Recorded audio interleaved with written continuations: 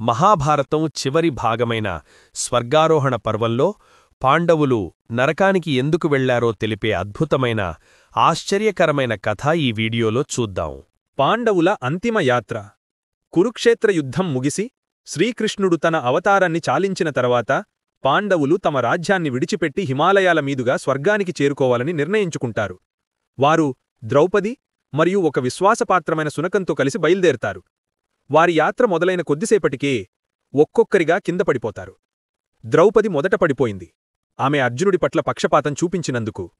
సహదేవుడు పడిపోతాడు, తన మేధస్సు గురించి గర్వపడినందుకు. నకులుడు పడిపోతాడు, తన అందం గురించి గర్వపడినందుకు. అర్జునుడు కూడా పడిపోతాడు, తన విలువిద్యపై ఉన్న అహంకారం వల్ల మరియు కర్ణుడిని అవమానించినందుకు. భీముడు చివరగా పడిపోతాడు, తన బలం, తినే అలవాట్లపై ఉన్న అహంకారం వల్ల. ధర్మరాజు మాత్రం నిరంతరం ధర్మాన్ని పాటించడం వల్ల శునకంతో కలిసి యాత్రను కొనసాగిస్తాడు.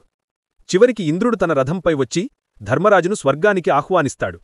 కాని ధర్మరాజు తనతో వచ్చిన శునకాన్ని వదిలి స్వర్గానికి రాలేనని చెప్పాడు. ధర్మరాజు యొక్క ఈ ధర్మాన్ని చూసి ఆ శునకం సాక్షాత్తు ధర్మదేవతాని వెల్లడించి ధర్మరాజు ధర్మాన్ని నిరూపించుకున్నందుకు అభినందిస్తాడు. నరకం, స్వర్గం. ధర్మరాజు పరీక్ష. ధర్మరాజు స్వర్గంలో ప్రవేశించగానే అక్కడ తన సోదరులు ద్రౌపది కనిపించరు.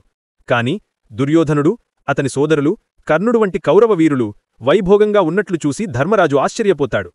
తన సోదరులు ద్రౌపది ఎక్కడ ఉన్నారో చూపించమని అడుగుతాడు. అప్పుడు ఇంద్రుడు ధర్మరాజును నరకానికి తీసుకెళ్తాడు.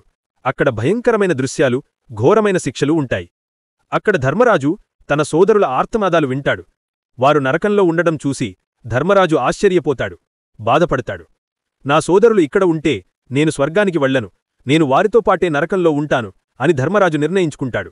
రహస్య వివరణ. ధర్మరాజు ఆ నిర్ణయం చెప్పగానే నరకం ఒక్కసారిగా స్వర్గంలా మారిపోతుంది. అప్పుడు ఇంద్రుడు రహస్యాన్ని వెల్లడిస్తాడు. ధర్మరాజా, నీ సోదరులు ద్రౌపది తమ జీవితంలో కొన్ని చిన్నపాటి తప్పులు చేశారు. వాటికి ప్రాయశ్చిత్తంగా వారు కొంతకాలం నరకంలో ఉండాల్సి వచ్చింది. కర్ణుడు, దుర్యోధనుడు వంటివారు ఎంత అధర్మంగా ప్రవర్తించినా వీరులుగా యుద్ధభూమిలో ప్రాణాలు విడిచారు కాబట్టి వారిక్కూడా కొంతకాలం స్వర్గంలో ఉండే అవకాశం లభించింది. నీవు మాత్రం ఒక్క పాపం కూడా చెయ్యలేదు కాబట్టి నీకు నేరుగా స్వర్గానికి ప్రవేశం లభించింది. కాని నీవు నరకానికి వచ్చి నీ సోదరుల కోసం స్వర్గాన్ని కూడా త్యజించడానికి సిద్ధపడటం ద్వారా నీ నిజమైన ధర్మాన్ని, కరుణను నిరూపించుకున్నావు. ఇది నీకు చివరి పరీక్ష అని ఇంద్రుడు వివరించాడు. చివరకు ధర్మరాజు, అతని సోదరులు, ద్రౌపది తమ చిన్నపాటి పాపాలకు ప్రాయశ్చిత్తం చేసుకుని అందరూ కలిసి స్వర్గంలోకి ప్రవేశించారు.